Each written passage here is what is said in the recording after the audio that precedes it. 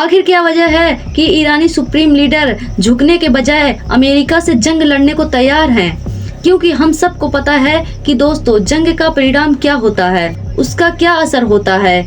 इस बात का आभास सुप्रीम लीडर खुमैनी साहब को भी है, मगर वो हर कीमत पर अमेरिका के सामने झुकना नहीं चाहते हैं।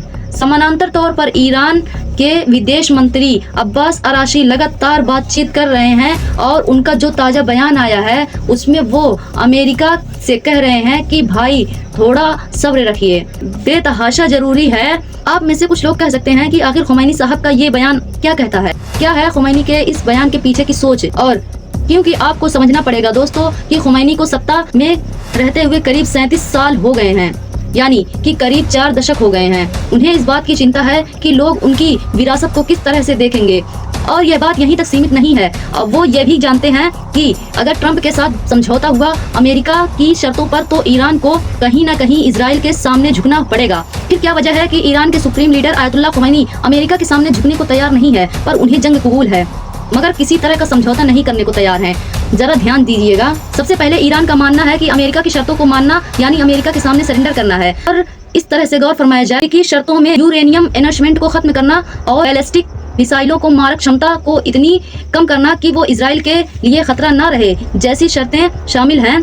अब आप मुझे बताइए कि ईरान के सुप्रीम लीडर खुमैनी से इसे क्यों मानेंगे? क्योंकि एक तरफ आप ईरान की जो धार है, हथियार है उसकी, उसे कुंद कर देना चाहते हैं, उसे ब्लंट कर देना चाहते हैं, मगर इजराइल पर क्या दबाव है, दूसरा मुद्दा। इसके अलावा कई और शर्तें भी हैं, जैसे पूरे क्षेत्र में सशस्त्र समूहों को समर्पण रोकना और ईरान को अपने नागरिकों के साथ व्यवहार में बदलाव करना भी शामिल है। अमेरिकी विदेश मंत्री मार्को रूबियो ने ये बात भी कही है कि अगर यहाँ पर इशारा अमेरिका का किस तरफ है, उसका इशारा है हमास की तरफ, हिजबुल्लाह की तरफ और हूती विद्रोहियों की तरफ। इसे कहीं न कहीं ईरान का समर्थन मिलता रहा है। अब ईरान यहाँ यह कहना चाहता है कि या ये कहा जाए कि खुमैनी साहब का कहना चाहते हैं, ये जो तमाम सशस्त्र समूह हैं जो पिछले काफी अरसे से बाय द वे कमजोर हो गए हैं, खुमैनी का कहना है कि अगर हम इन्हें अपना समर्थन देना बंद कर देंगे तो जाहिर सी बात है उन तमाम इलाकों में जहां पर अमेरिकी बेसिस हैं, मुस्लिम देशों में अमेरिकी बेसिस हैं, वे सशस्त्र समूह अक्सर ईरान की मदद करते हैं इंटेलिजेंस गैदरिंग में हमला करने में, लिहाजा उन्हें समर्थन रोकने का हल ही नहीं पैदा होगा। यहाँ तक जिक्र किया जा रहा है आपको अपने नागरिकों के साथ सही बर्ताव करना चाहिए। तो यहाँ पर मैं आपके सामने 2 चेहरे पेश करना चाहती हूँ। तो खुमैनी जो इस मुद्दे पर बहुत कट्टर है, प्रदर्शनकारियों पर सही बरतने के पक्ष में है, मगर दूसरी तरफ ईरान के राष्ट्रपति मसूद पेज़ेशिकियान, उन्होंने कहा था कि आओ मंच पर बैठकर बातें करते हैं, क्योंकि आखिरकार तुम हमारे नागरिक हो, तो नागरिकों को लेकर तो कहीं ना कहीं इस तरह की 2 तस्वीरें ईरान के सामने उभर कर आती रहती। इसके अलावा जहां तक सशस्त्र बलों की बात है, सबसे बड़ी बात यह ईरान के लिए कोई पॉलिसी नहीं है, यह ईरान के लिए बहुत अहम है। गौर फरमाइए, ईरानी नेतृत्व के लिए कोई सेकेंडरी पॉलिसी नहीं है, ये व्यवस्था के मूल के तत्व हैं जिसे वे अपनी सुरक्षा स्ट्रक्चर मानता है।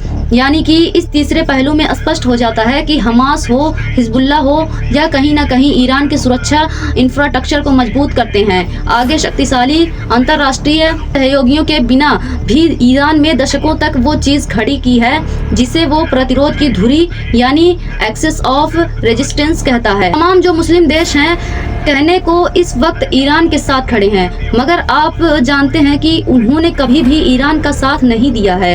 यह जो एक्सिस ऑफ रेजिस्टेंस है जिसका जिक्र अक्सर ईरान करता है, इसके लिए ईरान किसी कीमत पर समझौता नहीं करेगा, क्योंकि जैसे कि अभी मैंने आपको बताया कि वो ईरान की सुरक्षा इंफ्रास्ट्रक्चर को मजबूत करता है। आगे ये सहयोगी सशस्त्र समूह का एक ऐसा नेटवर्क है जिसे इस तरह तैयार किया गया है कि टकराव ईरान की सीमाओं से दूर रहे और दबाव को इजराइल के करीब सरकाया जा सके। जी हाँ, अगर ईरान पर हमला किया जाता है तो ये तमाम सशस्त्र समूह इजराइल पर हमला कर सकते हैं, यानी कि ईरान इस युद्ध को 2 मोर्चों पर खोल सकता है। सीधी टकराव यानी कि अगर अमेरिका के साथ जंग होता है तो सीधा टकराव हो रहा होगा, मगर दूसरी तरफ से ये तमाम सशस्त्र समूह हैं जिसे वेस्ट आतंकवादी गुट बताया जाता है। कहीं ना कहीं ये सशस्त्र समूह ईरान की मदद करेंगे। आगे ईरान का जो बैलिस्टिक मिसाइल प्रोग्राम, उसकी पुरानी पड़ चुकी वायुसेना और एडवांस मिलिट्री टेक्नोलॉजी तक उसकी सीमित पहुंच की गई भरपाई करता है। आपको गौर करना पड़ेगा दोस्तों कि ईरान पर एक लंबे समय तक आर्थिक प्रतिबंध है, लिहाजा अपने वायुसेना